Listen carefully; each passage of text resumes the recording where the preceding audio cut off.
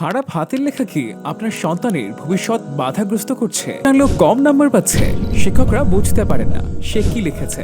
সুন্দর লিখতে গিয়ে সময় বেশি লেগে যায়। হাতের লেখা আত্মবিশ্বাস ও সফলতার প্রতিচ্ছবি।